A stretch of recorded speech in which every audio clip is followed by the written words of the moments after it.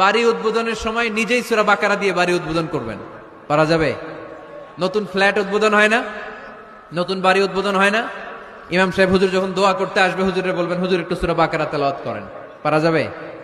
নিজেও সূরা বাকারা তেলাওয়াত করবেন, ঘরটারে সেফটি দিয়ে প্রোটেকশন দিয়ে রাখবে কে? কোরআন তেলাওয়াত করুন, এটা সুন্নাহ।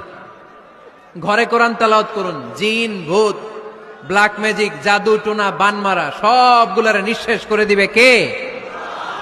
এজন্য আল্লাহর হাবিব সাল্লাল্লাহু আলাইহি ওয়াসাল্লাম বলতেন, সহিহ মুসলিমের বর্ণনা, লা তাজআলু বুয়ুতাকুম মাকাবিরা, তোমরা তোমাদের ঘরগুলোরে কবর বানিয়ে রেখো না। লা তাজআলু বুয়ুতাকুম মাকাবিরা, তোমরা তোমাদের ঘরগুলোরে কবর বানিয়ে রেখো না। ফা ইন্নাশ শাইতানা ইয়ানফিরু মিনাল বাইতিল্লাযী তুকরাউ ফীহি সূরাতুল বাকারা, যেই ঘরে সূরাতুল বাকারা তেলাওয়াত হয় ওই ঘর থেকে শয়তানগুলো দৌড়ে পালায়।